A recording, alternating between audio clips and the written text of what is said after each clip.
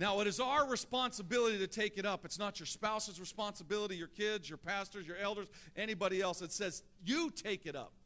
It's your responsibility to take up your own shield, the shield of faith for you, meaning that we have to be the ones to activate it. It's an individual walk with us. It's our faith, and it's a gift that God has given to us. The Bible clearly states that he has given a measure of faith to everybody. Even the unbeliever has a measure of faith. Somebody that doesn't even know Jesus as their Lord has faith. You know why? Because they stop at the red light.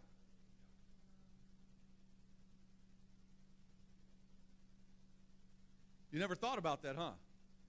They understand that that light is there, and their faith says, if I don't stop and I just run this red light, I risk injury to myself and to somebody else, possibly death because of a car accident. Faith says that I'm going to stop at this red light and obey it. Even the unbeliever has a measure of faith. It's not enough faith yet that is kicked in to get them saved, but they have a measure of faith. So everybody has a measure of faith.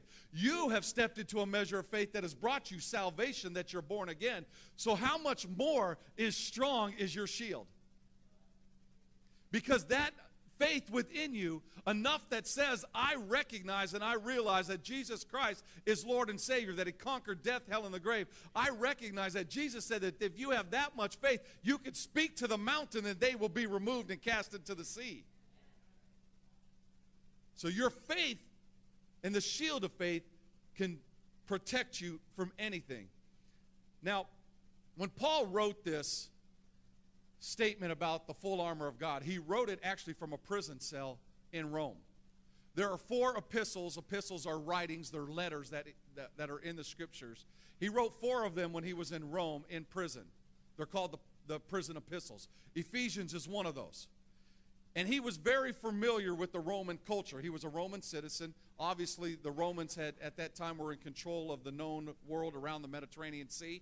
And he was very familiar with Roman armies. He was escorted on his 4th and final trip, missionary trip. He was escorted by Roman guards to Rome because he had appealed to Caesar for his case of what he was being accused of back in Jerusalem. So he was surrounded by Romans, and he understood this. He understood their ways. And for us to truly understand the book of Ephesians, I would encourage you, go back and read in the book of Acts, Acts chapter 19 and Acts chapter 20, because it tells about Paul's time in the city of Ephesus. And so in his missionary journeys, he travels to Ephesus. He stayed there 3 years. He was very familiar with the city of Ephesus and the believers in the church at Ephesus. And he traveled there several times and stopped there, met with their elders, established a church, spoke into them. But what happens is now he's in Rome and he can't travel there, so he writes this letter back to them, answering some of their questions and giving them some teachings. And one of those teachings is that you have to take up the full armor of God. And the last part is, above all else, take up the shield of faith. Now, in the Roman army, there were 3 different types of shields that they had. The first one was a very small one that was only about a foot in diameter, and it went over their arm, and it was very small. And what that was used for was when they would go into hand-to-hand combat, basically with a knife. It wasn't even used usually for a sword because it wasn't strong enough. It was basically when they got into hand-to-hand combat and it was fist on fist, knife on knife, they would use that. And many times in their medium-sized shield, this smaller shield, actually there was a slot that it fit in there. And when they would use their medium-sized shield, which was usually when they would fight with a sword.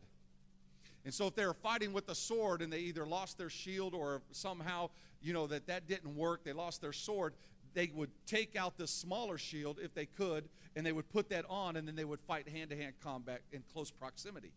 And so they had the smaller one that would slide over the arm and that they would fight. They had a medium-sized one that was a little bit bigger and that they would deflect, and they would use that in sword fighting, and sometimes they would use that if the enemy was shooting arrows or if they had spears, and they would use that, and it was a little bit bigger.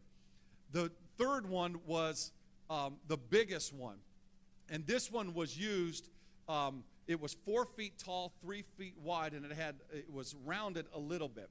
And they would use this when they would go out in battle ranks, when they would go onto a battlefield and they saw the enemy across a valley or a field, and they would go out and they would march out and they would have these huge shields, because they knew that when the enemy would start to fire either arrows or they would catapult things, they knew that they could hide behind that and they wouldn't be harmed. Okay? This large shield is the one that Paul is talking about when he says, take up the shield of faith. When it mentions this, he's talking about this third one, the big one. Everybody say big one. Big faith. It was called, in the Greek, it was called a scrotum. It was called a scrotum.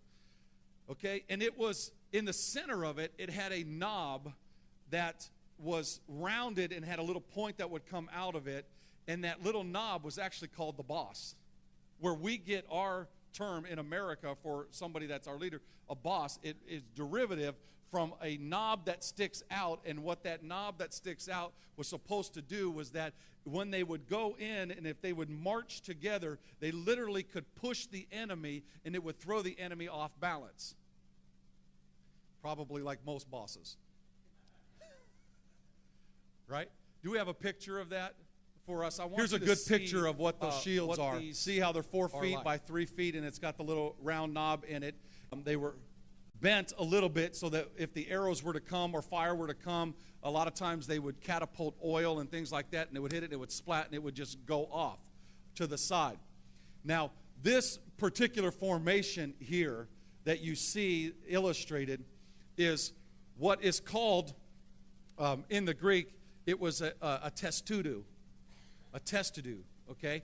It's the Greek form of the word tortoise. The Romans in there, they looked at a tortoise and the shell that a tortoise had, and they said, that's a very protective armor. What can we do as an army to protect us like this tortoise is protected? And they came up with this. So what happened would be is they would get into this formation, and this one is a little bit smaller. Most of the time they had what they called a phalanx. A phalanx was 100 soldiers. It was a 10 by 10 row, a square, and they would all link armor. Now, when they were in an open field, what would happen is they would stand side by side and they would march with each other side by side. Whenever they would get into this formation was only applicable when they were conquering cities.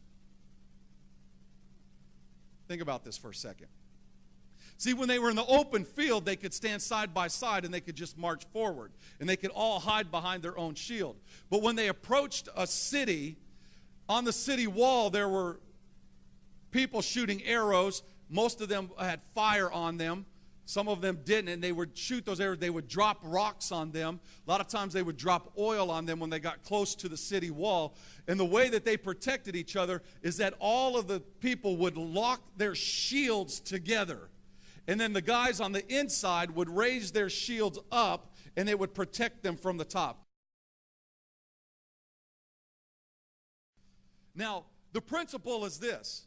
If you're in an open field and you're marching towards the army, it's really good to have your shields locked together faith by faith. But if we're going to take cities, we have got to come together. Everybody has got to lock our shields of faith together if we're going to win cities. The enemy is a formidable foe. He is defeated, but he's formidable. He knows the devices that is going to try to trip up us as individuals as well as churches and corporate faith. We have got to come together and link our shields together. That's why I keep saying, people go, you know what, my walk with God doesn't really affect anybody. It's my walk.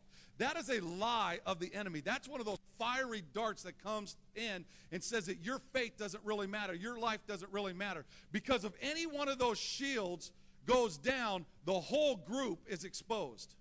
Everybody becomes vulnerable. Your shield of faith matters to me. My shield of faith matters to you. We have to come together. We cannot do it individually to win a city or win a town or win a region or win a school. Everybody has to come together and link our shields of faith together in order to protect all of us. And everybody's got to raise up their shield of faith. Individually, you raise it up, but as each one of us raise up our faith individually and we come together, now we are that human tank, and that's really what they became. They looked at the tortoise and they said, the tortoise is protected. And they came up with this concept. And literally, in modern terms, think of it, they became a human tank. Because they would just move right up to the city gate, right up to the city walls, and they would begin to tear it down. And they would conquer the city.